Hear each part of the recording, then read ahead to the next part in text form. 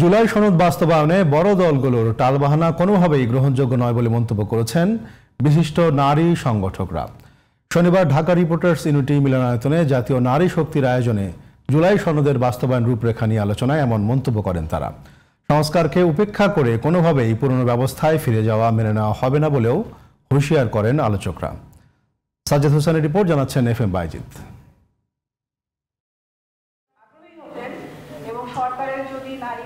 জাতীয় নাগরিক পার্টি এনসিপির সহযোগী সংগঠন জাতীয় নারী শক্তির আয়োজনে নারী কণ্ঠে জুলাই বাস্তবায়ন রূপরেখা বিষয়ে আলোচনায় অংশ নেন বিভিন্ন রাজনৈতিক দলের নারী প্রতিনিধি, গণমাধ্যম কর্মী ও নারী অধিকার কর্মীরা। রাজনৈতিক দলগুলোর ঐক্যমত্যের ভিত্তিতে রচিত জুলাই সনদে মূলধারার রাজনৈতিক কর্মকাণ্ডে নারীদের অংশগ্রহণ ও ন্যায্য অধিকার প্রতিষ্ঠায় যথাযথ পদক্ষেপ নেই বলে অভিযোগ করেন বক্তারা। জুলাই সনদে স্বাক্ষর করা রাজনৈতিক দলগুলোর মধ্যে গণভোট নিয়ে মুখোমুখি অবস্থান কোনোভাবেই কাম্য নয় বলে মন্তব্য করেন আলোচকরা।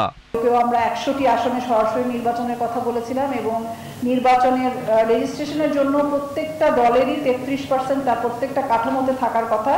সেই জায়গা থেকে আমরা দেখলাম শেষ পর্যন্ত মূল দলগুলো 5% মনোনয়নের জায়গায় এসছে। কিন্তু এই যে নারীর প্রশ্নে ঐক্যমত কমিশনের এই অবস্থান, সেটা বিষয়ে আমার মনে হয় যে আমাদের সামনে আরো অনেক কাজ করতে হবে। এখানে জেনজি, আমরা এটাকে বলেছি জেনজি রেভলিউশন। আমরা এটাকে কেন বলেছি? কারণ মাঠে আমরা বুক চিতিয়ে দাঁড়াতে দেখেছি জেনজিদের।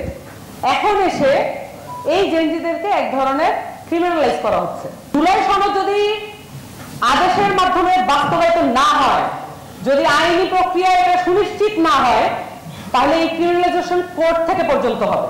একটা নারীর কথা নাই, একটা নারীকে সেখানে রাখা হয়নি, কোনো নারী সংগঠনকে ডাকা হয়নি, নারী কমিশন তো দূরের কথা। আমাদের প্রতিবাদ শুরু, আমরা জুলাই সনদ গ্রহণ করি না।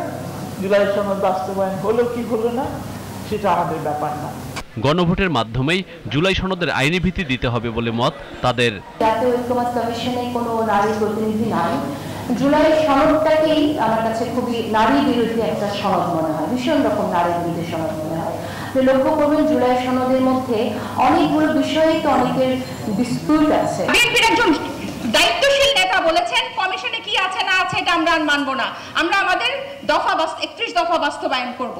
কেন? আপনারা তো 8-9 মাস আলোচনা করে একটা পর্যায়ে পৌঁছেছেন, তাহলে গণভোট মানুষ বুঝবে না এই কথাটা বলে, বা গণভোট কখন হবে এই কথাটা বলে আপনারা পুরো জিনিসটাকে কেন বাতিল করছেন? এটা আপনারা বাতিল করতে পারেন না এবং এটা আমরা করতে দিবও না। কেউ চেয়েছিলেন, যেমন জাতীয় নাগরিক পার্টির পক্ষ থেকে আমরা চেয়েছিলাম যে আর্টিকেল 70 থাকবে না, যাতে যারা জনগণের প্রতিনিধিত্ব করবেন সংসদে, যারা জনগণের ভোটে নির্বাচিত হয়ে সংসদে যাবেন, তারা স্বাধীনভাবে ভোট দিতে পারবেন। তারা দলের পক্ষ হয়ে ভোট দিতে হবে এরকম বাধ্যবাধকতা যাতে না থাকে, তারা স্বাধীনভাবে জনগণের প্রতিনিধিত্ব করতে পারেন, দলের প্রতিনিধিত্ব যাতে না করতে হয়। আমন্ত্রণ জানানো হলেও আলোচনায় বিএনপির কোনো প্রতিনিধি অংশ নেননি বলে জানান আয়োজকেরা। FM Baijid, GTV news, Dhaka.